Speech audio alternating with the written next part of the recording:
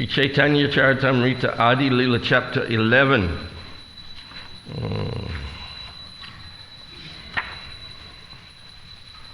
What's the exact title? Lord Nityananda's. Doesn't say it here. It's in the beginning.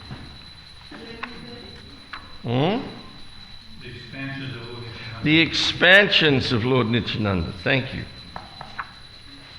Expansions.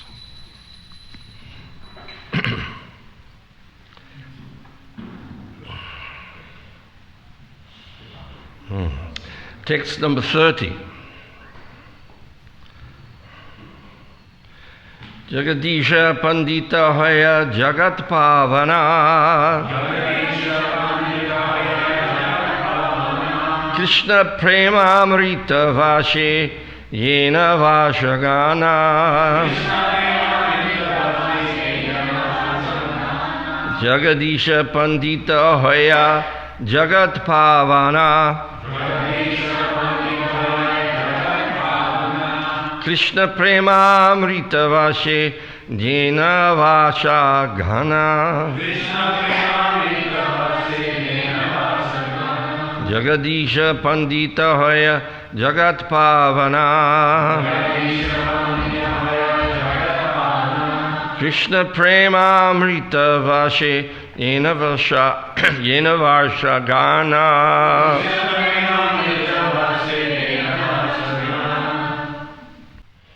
Jagadisha Pandita,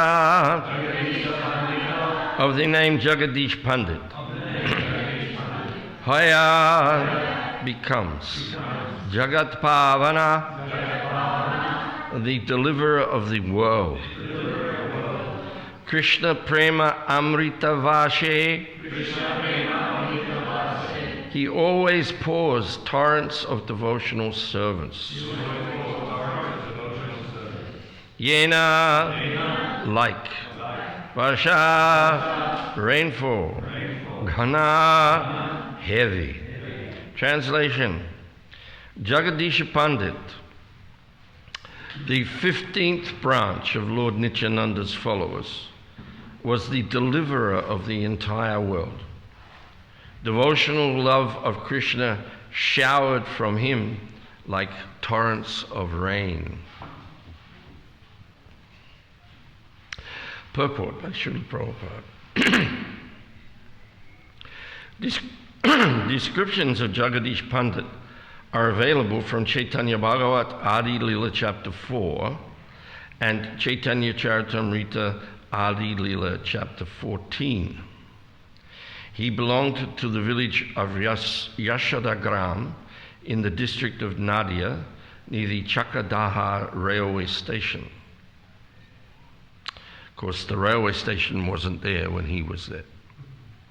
That came later. His father, the son of Bhatta Narayana, was named Kamalaksha. Both his father and mother were great devotees of Lord Vishnu, and after their death, Jagadish, with his wife Dukini and brother Mahesh, left his birthplace and came to Sri Mayapur to live in the company of Jagannath Mishra and other Vaishnavas. Lord Chaitanya asked Jagadish to go to Jagannath Puri to preach the Harinam Sankirtan movement. After returning from Jagannath Puri, on the order of Lord Jagannath, he established deities of Jagannath in the village of Yashodagram. It is said that when Jagadish Pandit brought the deity of Jagannath to Yashodagram, he tied the heavy deity to a stick and thus brought him to the village. The priests of the temple still show the stick used by Jagannath Pandita to carry the Jagannath deity.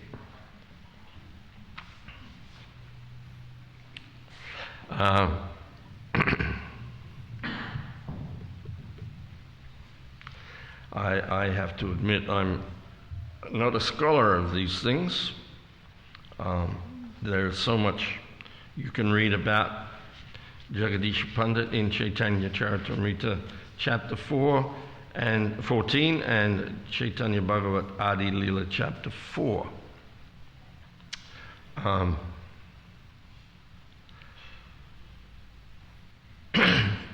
The main point that stuck out from this verse, though, was this phrase, Krishna Premamrita Vashe. Krishna Premamrita, Krishna Prema Amrita. It's 3 words joined. It's Sanskrit we understand, or Bengali as a derivative, is a compounding language where you'll have the root of a word, and then there'll be additions to the root which give various meanings to it, and then that will be joined with the root and the endings of another word and even another word. So here we have 3 words joined together into one. Krishna Premamrita and Vashe. Vashe means to pour. So Krishna Premamrita means torrents of devotional service. Not just, well,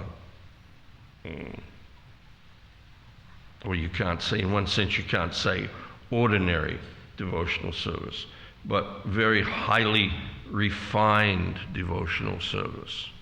Highly refined to the point of it being Krishna Prema Amrita. Amrita means deathless nectar, Prema means love, and Krishna means Krishna.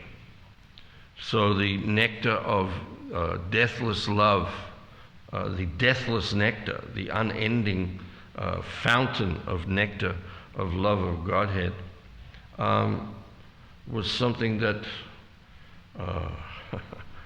this personality, Jagadish Pandit's heart was full of to the point where it was overflowing.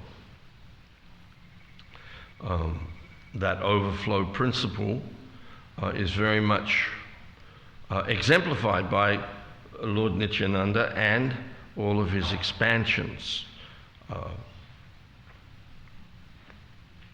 And we can take a good lesson from this in terms of our own lives. That, of course, there's quite a controversy going on about what I'm going to say right now, but if we stick with the Bhaktivedanta purports, we understand Nitya Siddha Krishna Prema. Krishna Prema, love for Krishna, is eternally established within the heart of every living entity. Basically, our constitutional position is to love Krishna. That's all. That's the reason why we exist. We exist to love Krishna. So therefore the point is Nitya Siddha. Nitya means always, eternally, and Siddha means established. Not just established, but irrevocably established, irremovably established, constitutionally. Constitution means that is unchangeable, immutable. Just like we say, the constitutional position of sugar, the constitutional nature of sugar is to be sweet. If you taste something and it's pungent, then it's not sugar. It just can't be sugar. And same thing, the pungency of chili, if you taste it, or if you taste sugar, you know it's not chili. There are delineations within everything that define the quality of things, the nature, the intrinsic, immutable nature of things. So the intrinsic, immutable nature of the living entity was exemplified by Jagadish Pandit in that devotional love of Krishna showered from him like torrents of rain. That's, well, first of all, it was established within him. So Nitya Siddha Krishna Prema Sadhya Kabul Noi. Sadhya Kabul Noi means you don't have to go somewhere to get it, in the sense that it's not there and it has to be put there, that there is a vacancy within you where something has to be put. Of course, we've created a vacancy within us, and that is the cloud of forgetfulness. Very interesting, the mystic potencies of the Lord. Forgetfulness is one of the most fascinating mystic potencies of the Lord.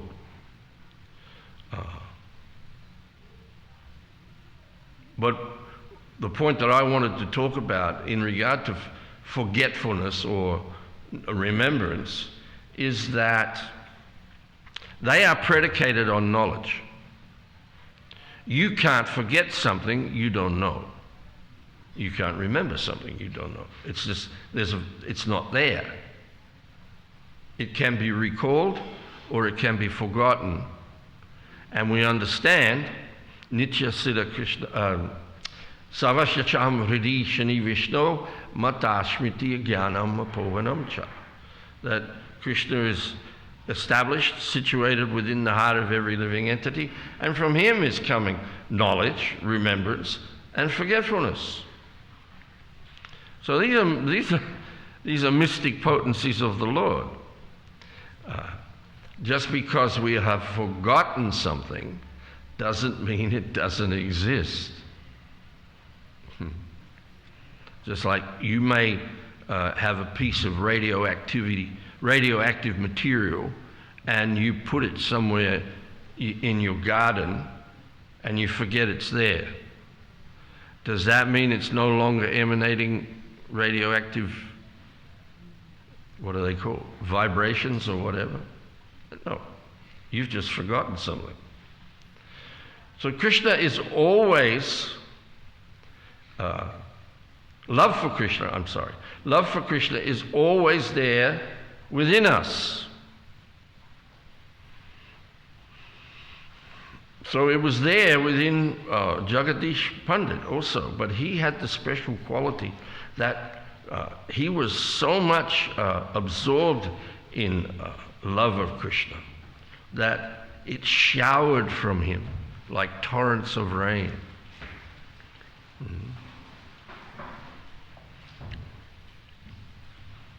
This is the special quality of intimate associates of the Lord. We sing every day in our Guru Puja song, Prema Bhakti Jaha Hoite, Advidya Vinasa Jate. From him, ecstatic prema emanates. By him, ignorance is destroyed. So those emanations of pure bhakti from the unalloyed devotees of the Lord are there in everything they say and everything they do. So in regard to Srila Prabhupada's books, we can see that this is a little capsule of prema. This has emanated from the lips of Srila Prabhupada. These books, I think I might have said this before here, but I say it a lot wherever I go. Anybody ever taken those little time-release capsules for a cold? Where it's got little pilules in it, and they say 12 hours of relief. The little white pilules kick in immediately and they act for 3 hours, and then the blue ones take over, then the red ones, and then whatever the other color is. Each one lasting 3 hours and designed in such a way that it doesn't become activated until after 3 hours, after 6 hours, after 9 hours. So, in a sense, Srila Prabhupada's books are exactly like that. They are little capsules of prema that if you keep imbibing them, they will act upon you to clean away what is covering what is actually there within every one of us. What is there within every one of us is love for Krishna. The loving propensity is never lost. Once we come under the influence of the material energy, it appears to be lost. That's a very nice point that Krishna makes about the parampara, about this science that he's teaching to Arjuna in the Bhagavad Gita, where he says how he originally spoke this to the sun god spoke it to his son Manu, and Manu spoke it to Ikshvaku, and in this way it was coming down in a parampara. But he says, in due course of time, that was broken, and the science as it is appears to be lost. But that is just an appearance. It's actually never lost.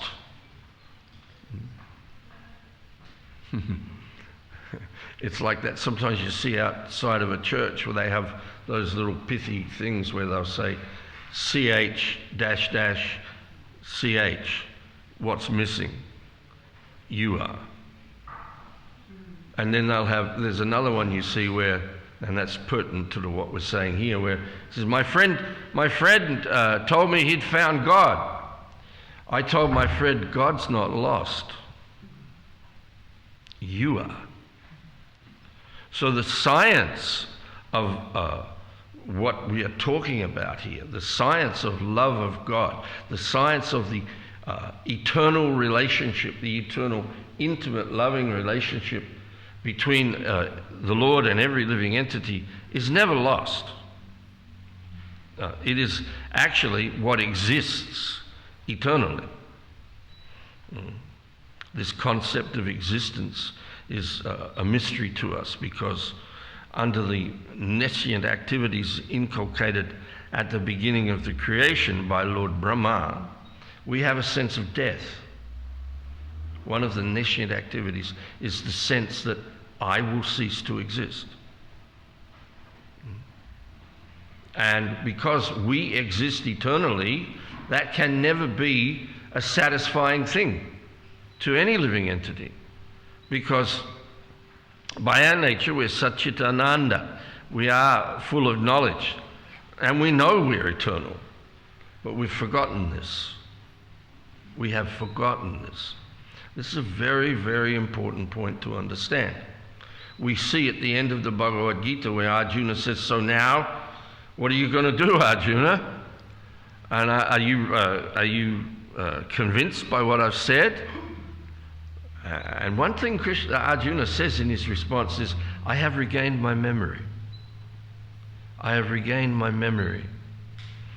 And that point comes up at another very significant juncture in the 4th chapter. After Krishna says, you just approach a bona fide spiritual master and inquire submissively and render service. And the self-realized souls have seen the truth. They can give you knowledge. And then in the next verse he says, and when you acquire this knowledge, you will never again fall into such illusion. So we're already like 200 verses or so into the Bhagavad Gita by that time. So what is he talking about? You will never again fall into such illusion. It's this original illusion which precipitates the Bhagavad Gita, that Arjuna has forgotten that he's eternal. He's forgotten that all of his friends and all of his relatives who are temporarily here in changing bodies are all eternal beings. And Nitya Siddha Krishna Prema. This love for Krishna is established within the heart of every one of us. So the example of the associates, the expansions of the pure devotee of the Lord, or rather the personality of Godhead. Sorry, I lost what I was saying there. The beauty of their example is that there is no Maya in their consciousness. They are not plagued by any sense of the end of their existence. They are situated in their eternal existence. And that's why this particular phrase is very, very, I find it very encouraging. Krishna Prema Amrita Vashe.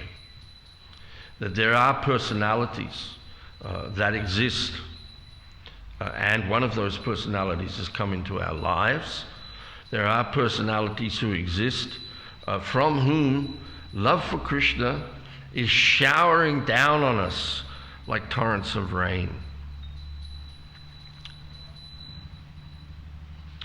So the best thing is to get wet. Don't worry about your umbrella. Just put your umbrella away and get wet. Get showered with this torrent of love of Godhead, which is actually released upon the world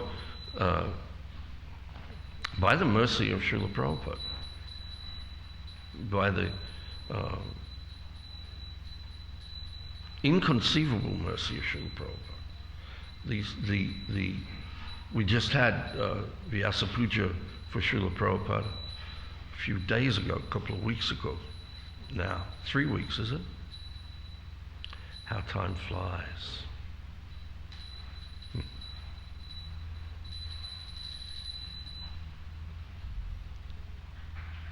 What is that line of George Harrison's? Time flies so fast, time goes by so fast, you turn around, each day has passed. Time flies. But in our Vyasa Puja celebrations this year, a very important point was brought out again and again, that had Srila Prabhupada not come,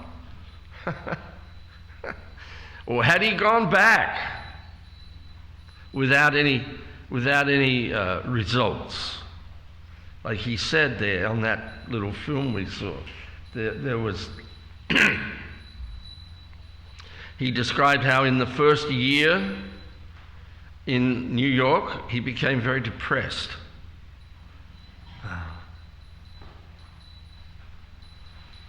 And he would go to the Scindia steamship office to see when's the next ship back to India. Let me see. And then he would see when that is, and somehow or another he would sum up the determination, well, let me stay till then at least. Let me stay until at least till then. And then in that way, he prevailed over so many difficulties.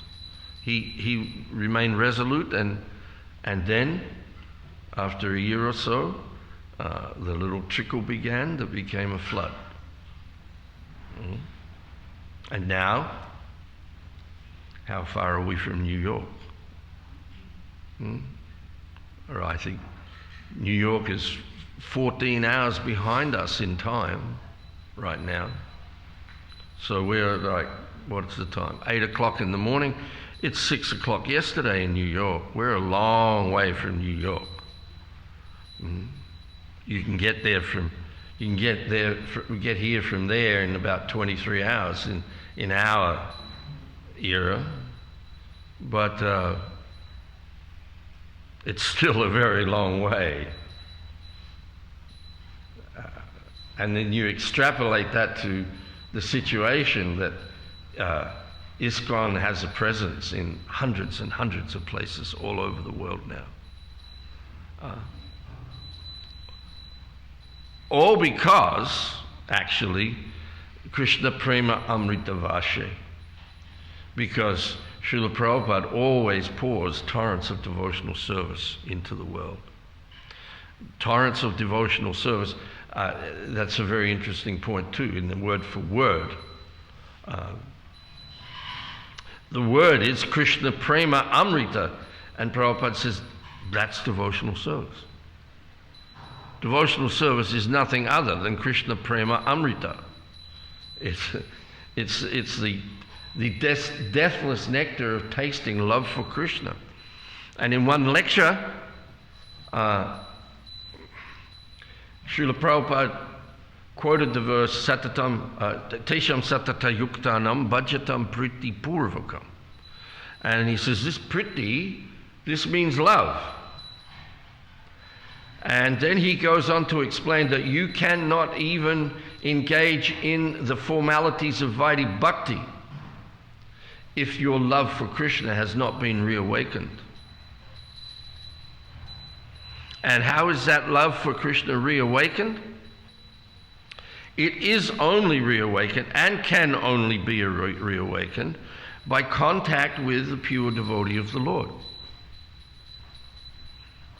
We see this is a particular feature of Lord Caitanya, in that he appeared, he's the Lord himself, he's Krishna himself, but he appears in the mood and disposition of Srimati Radharani, whose only business is to serve Krishna.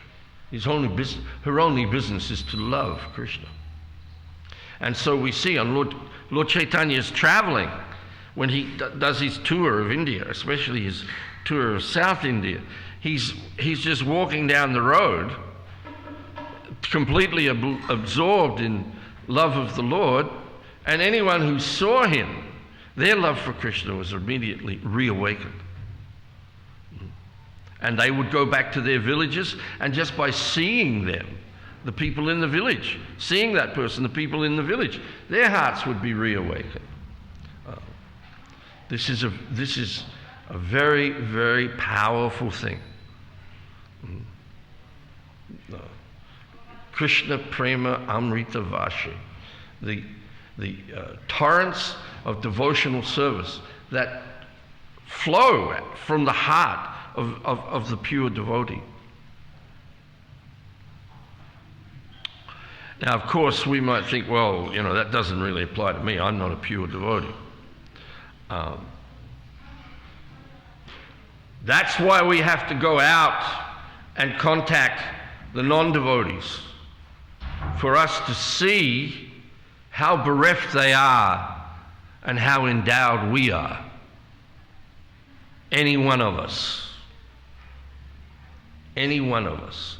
We're here because our love for Krishna has been reawakened.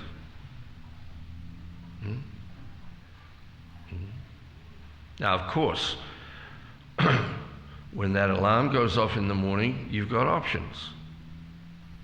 You can hit the snooze button and roll back over again. Or you can dismiss the whole thing and just roll back over again. The choice is always there. We can always choose. But the point is, we have something to choose now. In the material life, there is no choice. There is no choice.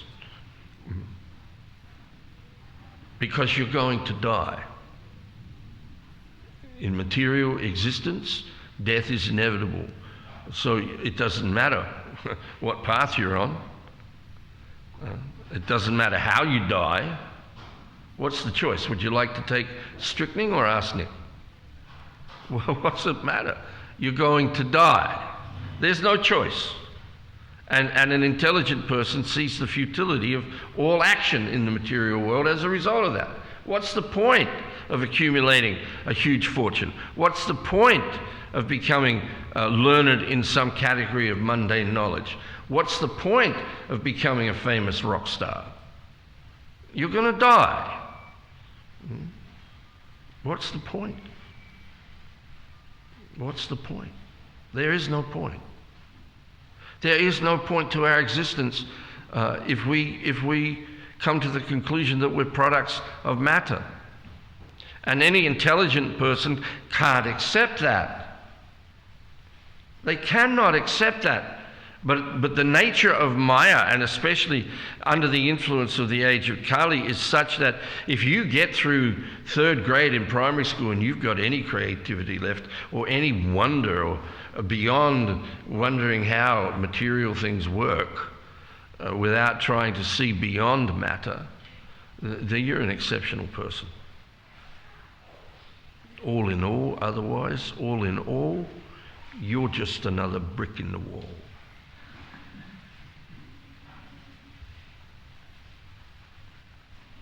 But nobody wants to just be another brick in the wall, because we understand deep in our hearts, that's not what I am. That's not what I am. But of course, there's no choice. There is no choice until one comes in contact with the lotus feet of a pure devotee of the Lord.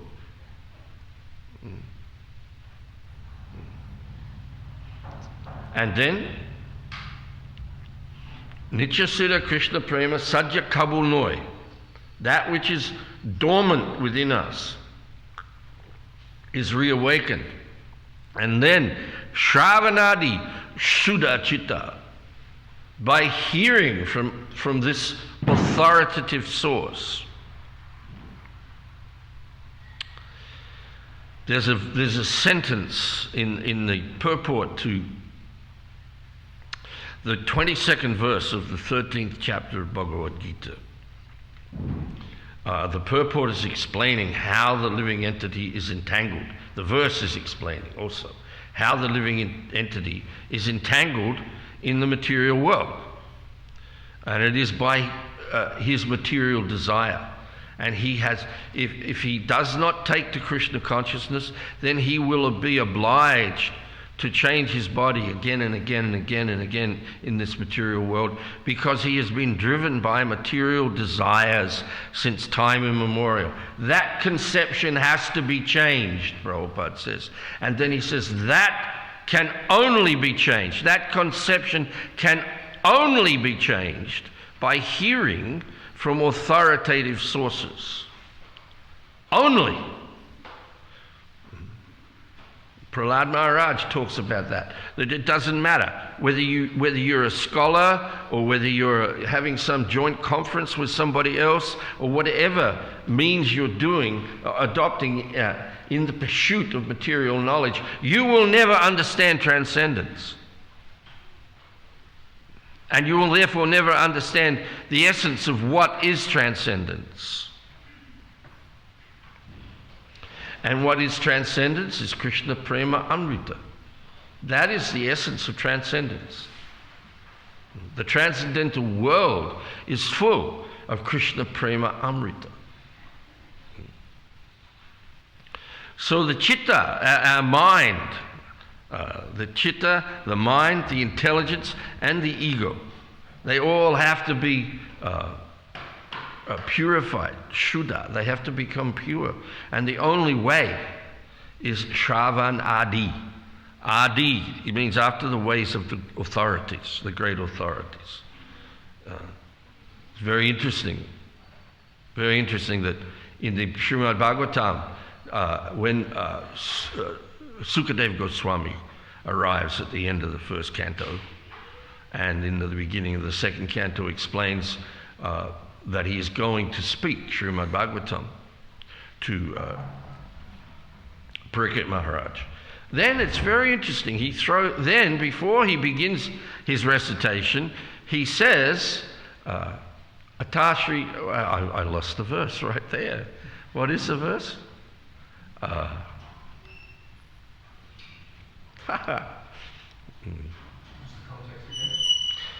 Whether one is yoginam, oh, sorry?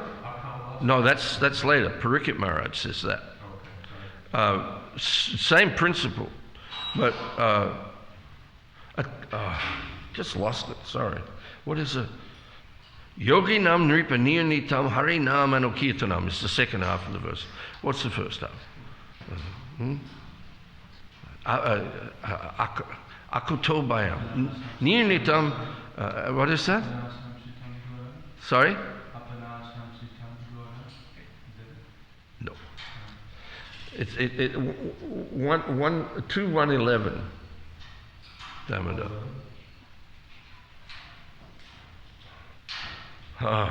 Just completely went. Itan nirvidyavanam ichatam akutobayam. Yoginam ripaninitam harinam anu kirtanam. Anu and adi, same principle. From the source, from the source, from the authoritative source.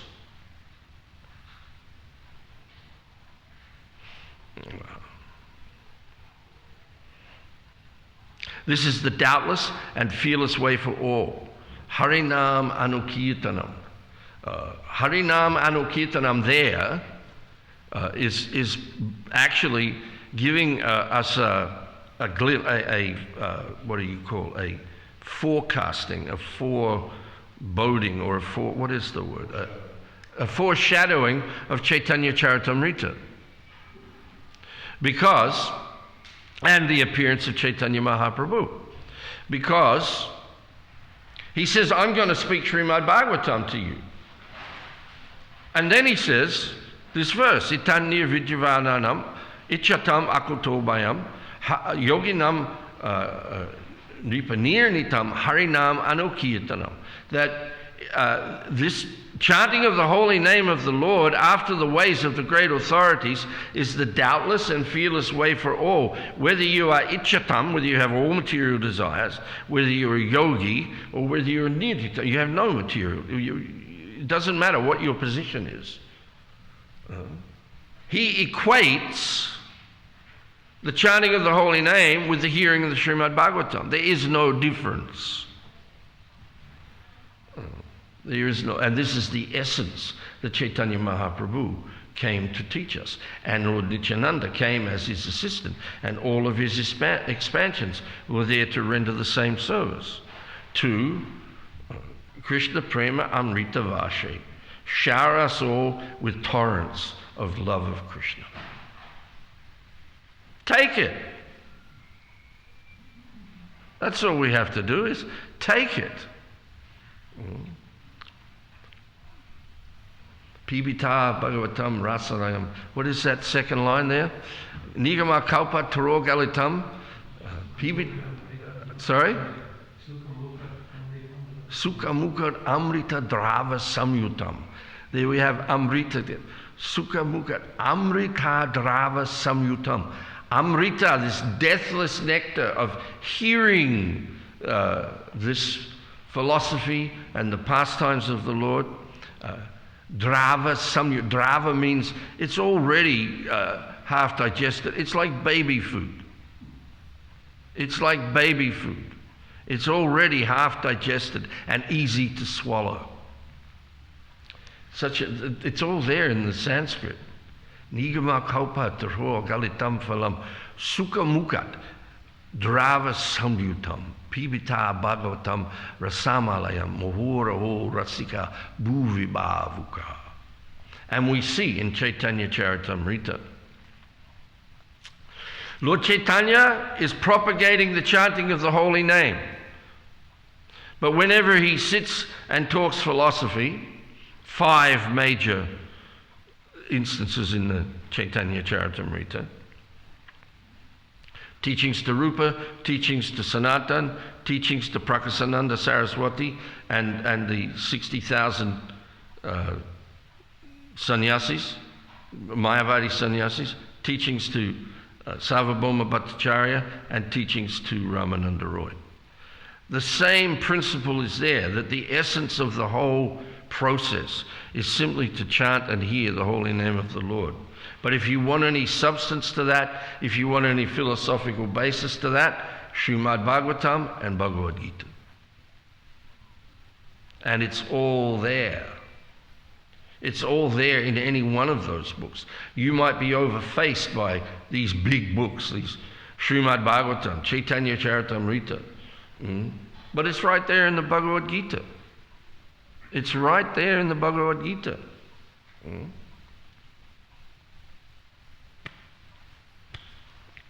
We'll just end with that. Bhagavad Gita, I might not be able to get it on my phone anymore. Can you get, let me just see if it comes. I'm in the process of changing phones. No. Can you get up the purport to 828, please?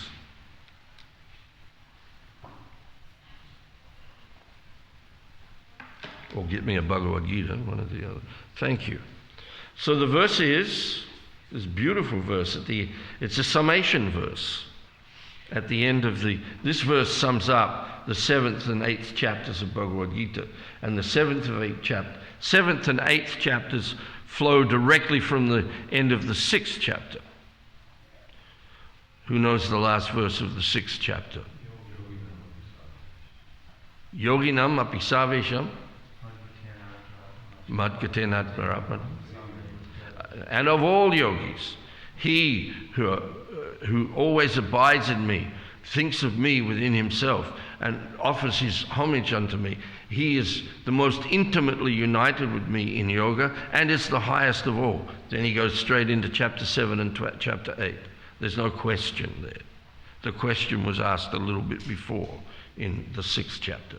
But Krishna comes right through and gives 7th and 8th chapter with no interruption. And he ends by saying, Vedeshu yagyashu tapasu chaiva danashu yat punya palam pratishtam atyeti tat savam idang viditva yogi param stanam upayiti chadyam. A person who accepts the path of devotional service, Krishna Prema Amrita, is not bereft of the results derived from studying the Vedas, performing sacrifices, undergoing austerities, giving charity, or pursuing philosophical and fruitive activities. Simply by performing devotional service, he attains all these, and at the end he reaches the supreme eternal abode. What I wanted to read was well, actually the whole purport is far out. Krishna, in the first, Prabhupada, in the first 2 paragraphs of the purport, he gives a whole rundown of how you can become elevated gradually through following the processes of Varnashram Dharma. But then he says in one sentence, he says, the beauty of Krishna consciousness, however, is that by one stroke, by engaging in devotional service, one can surpass all the rituals of the different orders of life. And then the last 2 paragraphs make the point that the essence of it is there within every single little capsule of prema that emanates from the lips of Srila Prabhupada, right down to one sentence or one paragraph, what to speak even of one book. So 2 paragraphs.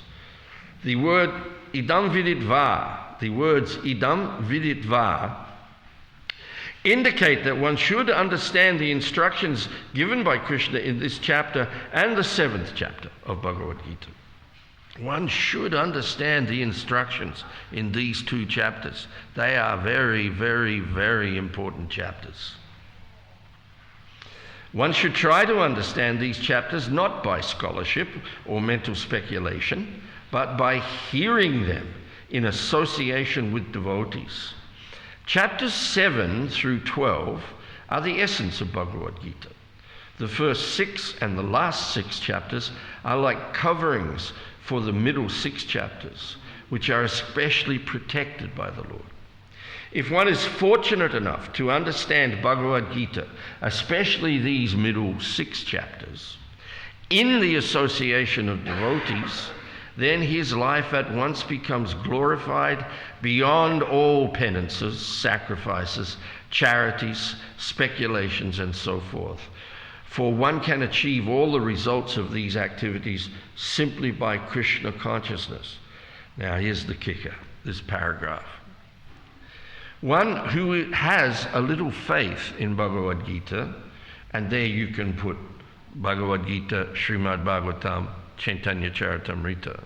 But for simplicity's sake, because we're practicing Krishna consciousness for dummies, we'll stick with Bhagavad Gita. One who has a little faith in Bhagavad Gita should learn Bhagavad Gita from a devotee, because in the beginning of the 4th chapter it is stated clearly that Bhagavad Gita can be understood only by devotees. No one else can perfectly understand the purpose of Bhagavad Gita. One should therefore learn Bhagavad Gita from a devotee of Krishna, not from mental speculators. This is the sign of faith. How generous Prabhupada is. He says, when one searches for a devotee and fortunately gets a devotee's association, one actually begins to study and understand Bhagavad Gita. Unconsciously, we were searching for a devotee, but unless that devotee had made his presence felt in the world, we would never have found him. We have been found. We have been chosen to do that, to be here, to dive deep into this Krishna Prema Amrita. By advancement in the association of devotee, one is placed in devotional service. Krishna Prema Amrita. And this service dispels all one's misgivings about Krishna or God and Krishna's activities, form, pastimes, name, and other features. After these misgivings have been perfectly cleared away, one becomes fixed in one's study. Then one relishes the study of Bhagavad Gita, Srimad Bhagavatam, Caitanya Caritamrita, and attains the state of feeling always Krishna conscious. In the advanced stage, one falls completely in love with Krishna. This highest perfectional stage of life enables the devotee to be transferred to Krishna's abode in the spiritual sky, Goloka Vrindavan, where the devotee becomes eternally happy. Om Tat Sat. We finish at 8:30, is it? Yes? Maybe one question? Thank you. Yes, sir. You mentioned the famous verse that you said, Krishna Prema Sadhukam. One of the other clues there is the use of the word Buddha, awakenings. So it's not that something has been put in that wasn't there, something has been awakened that was in a normal condition. Yeah. Yeah, you can't wake up if you're not asleep. And is our eternal position to be asleep? Our eternal position is to be awake. We just went to sleep. Yes, very good point. Woken. Any other comments or questions? Yes? In that verse, the word kabul means at any time. At any time. So it's not something to be acquired at a point in time. Say that again. Sadhu Kabul. You were mentioning the significance of Sadhu Kabul 9. So in the word for word, Srila Prabhupada translates kabul as at any time. At any time. So it's not something to be gained, Sadhya Kabul 9. It's not something to be gained at any time. Some future date, at some point we didn't have it, and now we get it. All dismissed by that verse. There is no time when it was not there. Exactly. Hare Krishna. Thank you. Srila Prabhupada ki jai.